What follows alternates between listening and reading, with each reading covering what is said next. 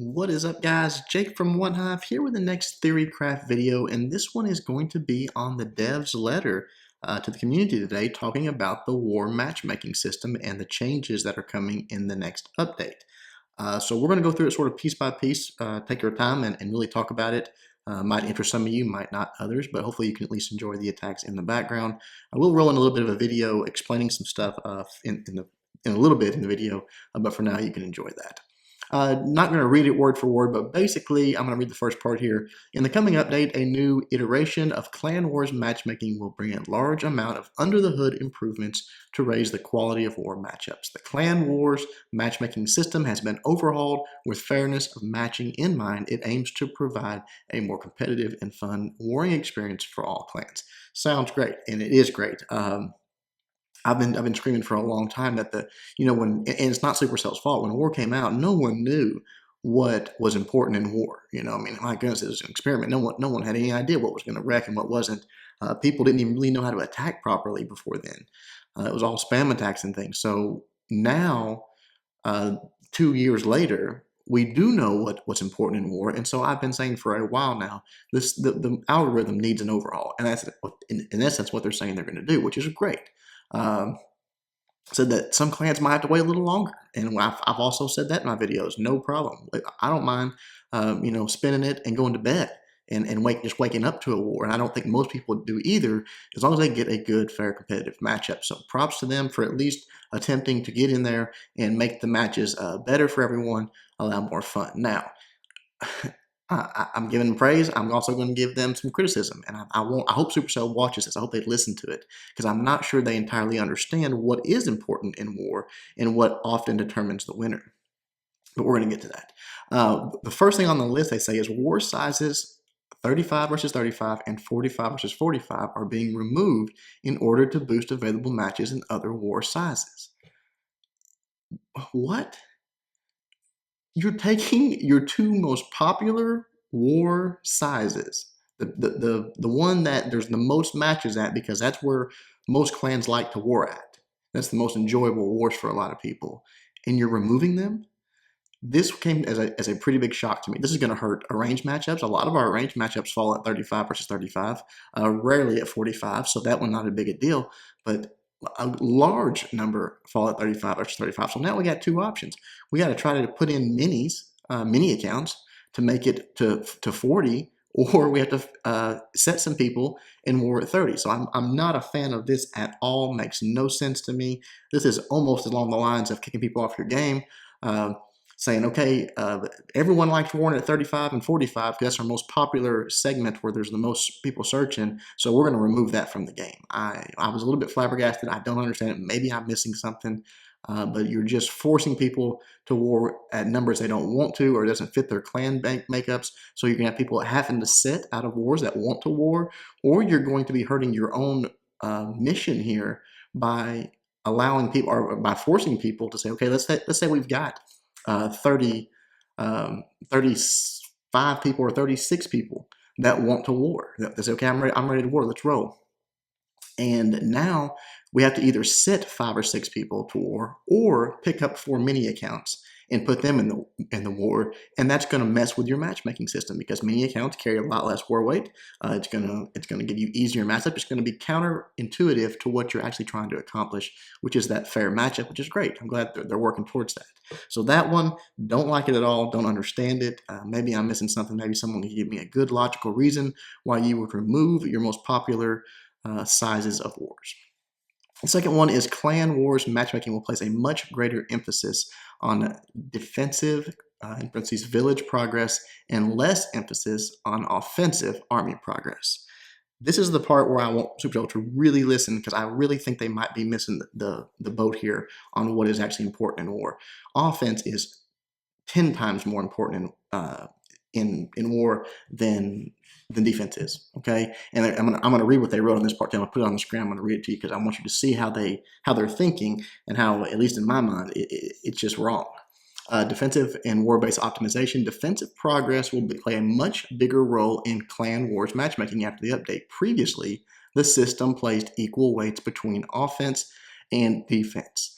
progress, allowing for confusing war matchups between players with relatively overstrong or overweak defenses. Now, war matchmaking will factor defenses progress much more heavily into every calculation to help keep war bases better balanced in lane. I'm not sure what that means. After all, when battle day comes, all that really matters to your team is how strong the opposing defenses are, and that's just simply not true. This is why 0.5 bases are a thing. This is why they exist, because it gives you an advantage. If it didn't give you an advantage, nobody would go 8.5. Nobody would go 9.5 or 10.5. And if you, honestly, I'm not trying to be derogatory.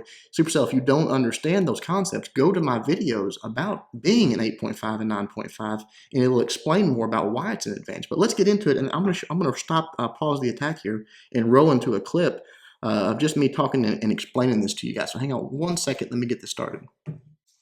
All right, here we go, and I'm just using Cold September as an example. This is nothing against Cold September or any of these guys. I'm just trying to make an illustration. They just happen to be the ones we just wore. But let's look at their bottom Town Hall 9 here, okay? Now, this is Don. Look at his base here. He has got very, very, very under-upgraded defenses. Now, we're talking like this is a level, what is this, level 8 Archer Tower? I think that's Town Hall 7 level. That might be early Town Hall 8. Level 8 Cannon. I think these might be Town Hall 8, they're 7 or 8, I'm not sure. Same thing with Wizard Tower, same thing with everything except for his air defenses. He's getting those maxed out. Also, I think his Teslas are maxed out. Yeah, they are. So he's got maxed out Teslas, he's got a couple of maxed out air defenses, no expos. Everything else is complete lava walls, guys. Complete lava walls, all the way done. All right.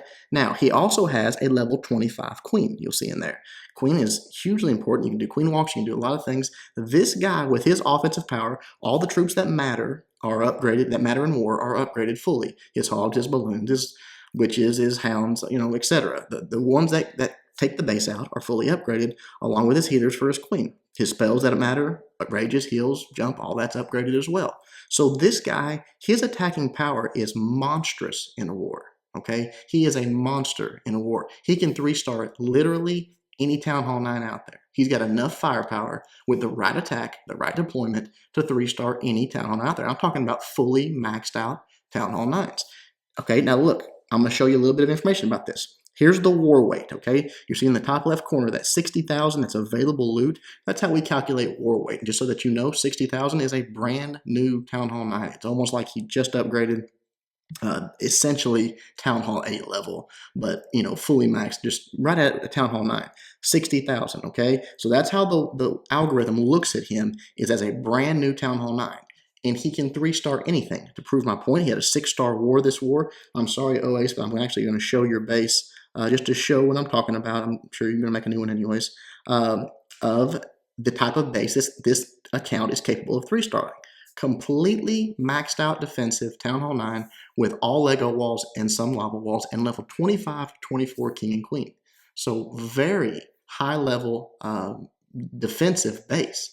Yet this base can be 3-starred by a guy that's essentially ranked as a Town Hall 8. So for SuperCell to come in and say, hey, right now offense is ranked the same as defense, I'm not sure if they're just not understanding what offense matters in war, or if they're just mistaken on how it actually ranks them. Let me show you another illustration that I'm talking about this. We're going to move up a few spots and look at Scar.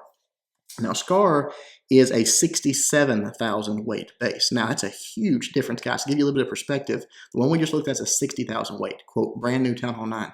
This one is 67,000, a fully maxed out, 100% maxed Town Hall 9 with all lava walls, 30/30 heroes, everything defensive, everything offensive maxed is weighted at 70,000. Okay, just so that you have a thing. So this is 67,000, almost getting up to max level. Obviously, he's got some lava walls to finish, and he's got his Archer Towers not upgraded. But look at his heroes, 19 and 18. This guy actually is not as valuable in war as Don is. All Town Hall 9s are going to be 3-starred in the competitive war. It's just the way it is. So would you not rather have one that's drawing in much weaker bases and still has the capacity, still has the capability of 3-starring a max Town Hall 9 defensive level base, and only bringing in the weight of essentially a Town Hall 8. Clearly, that's an advantage over having max defense. So I want Supercell to understand that this is, I think you've got it a little bit backwards in your mind. I'm going to go back to the attack here because we've seen enough of this and proven the point. But I think you've got it a little bit backwards in your heads about what actually is valuable in war. So as you're tweaking the algorithm, you're sort of going in the wrong direction. And I hope that you look into this and you think about what I'm saying here, because it really is sort of upside down and backwards here. Now, one thing I'll give you credit for, and I think this is a good change, and let me read it here. I'll put it on the screen. At the same time, matchmaking calculations have been rebalanced with the goal of better representing the village progress. Previously, a village could be carefully manipulated to hide a powerful defense or troop from matchmaking. For example, a player could intentionally not build expos and under-upgrade other defenses to hide from an inferno tower from matchmaking and be treated as a Town Hall 9 level defense. That's true. You're absolutely right. It was done lots of times, and it's true. A lot of rush Town Hall 10s out there.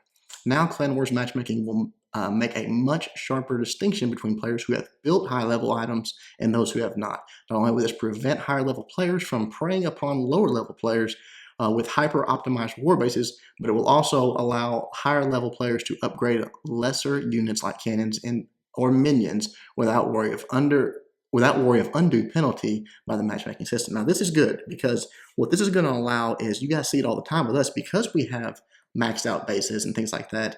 We get these clans that have 30 bases, 30 Town Hall 10s, and they've all got Inferno Towers, which no one really wants to do that. When you drop that Inferno Tower, it changes everything. I don't care if it's level 1, whatever.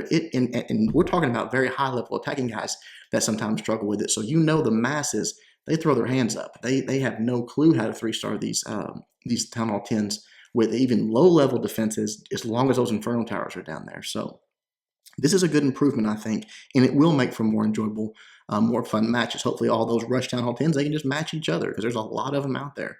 So I think this is a good tweak. You're moving in the right direction here, so props on that one. Moving on here, what we just talked about there, powerful late-game defensive troops like Inferno Towers, Eagle Artillery, and Grand Warden will have much greater matchmaking impact. Wonderful. That is great. That is going to keep things like what just happened to us in the Cold September War. Again, nothing against Cold September, so those guys didn't do a single thing wrong. In fact, they bent over backwards to try to make it as enjoyable a war as possible. But having those wardens, those Eagle Artilleries, those things like that, it changes everything. So they should be in another category the more you have of those. So props to them on that. And that's going to be fun for everybody, I think. Clan Wars matchmaking will favor matches between clans with similar recent win-loss records in their recent wars. Now, this is a good thing at its core. In its theory, this is wonderful. Props to you, Supercell. The problem is, you guys that are on a good clan war win streak, if you have not experienced modding firsthand, fasten your seatbelts, because you're going to get it in short order. You're going to get up there. High-level fair play clans are going to run into modding clans even more often than we used to. So until that is fixed, this is going to be an unenjoyable addition. If and when that is fixed, it's going to be really nice, because this is sort of a tier, not really tiers or leagues, but it's moving in that direction to have those more fun competitive matchups that we all love. And if we're getting those with better Town Hall matchups, it's going to be even that much better. So this is a good thing with a huge asterisk by it, that they have to fix it before this can be enjoyed. Until then, it's going to actually probably cause more frustration. Team versus team compositional checks have been added to help weed out imbalanced war matchups. So basically, I think they're just tightening up the restraints, saying, hey, if you guys don't mind waiting a little longer, we can search for better matchups, which we've said for a long time, no problem. The better matchups are worth it. We don't mind waiting. Again, if it took 8 hours, if you literally had to spin and go to bed and just know you're going to wake up to a match, that would be worth it, as long as the matchup is fair and fun and competitive. Clash dev team will know that Clashers in the war community are very passionate about this subject. For those interested in more details, read on, which we just did, read on some more down below. So it says, looking ahead, that they're going to continue to tweak it. So hopefully Supercell will listen to this video and they'll take this advice, because that's all it is. I'm not trying to bash or anything like that. I'm just trying to give advice and help explain. Because I think maybe if you don't war at high level, you might not really know what is an advantage and what is a disadvantage. But the offense needs to be weighted much, much more than defense does, in my opinion. That's where wars are won. It goes back to the funny days of 2 stars win wars versus 3 stars, and we all know, I think it's been proven and reproven, that 3 stars do win wars. And what gets 3 stars is offense, not defense. Especially at Town Hall 9 and below, those bases are going to be 3 stars. It doesn't matter how good your base is. It doesn't matter if you have fully maxed out defense. If the other team has maxed offense or upgraded offense, you will get 3 stars. So please take this into consideration, at least SuperCell. Bounce it around, think about it, and props for you guys for at least putting this out there, giving us some information, giving us some heads up about what you're working on. Again, I've since the video that I put out, that has been greatly improved. It's not because of me. I think it's because of Pat and Galadon. But I do thank you, and it does make a difference. I promise you it does, to me and to a lot of people. So continue to tweak it, continue to try to work on it. I think you've missed the mark a little bit on this one, but you are making attempts and you are moving in the right direction. So keep it up. If you want any advice, any help, obviously myself, I'm sure Ash, Powerbang, any of these guys out there that do this all the time would be happy to help.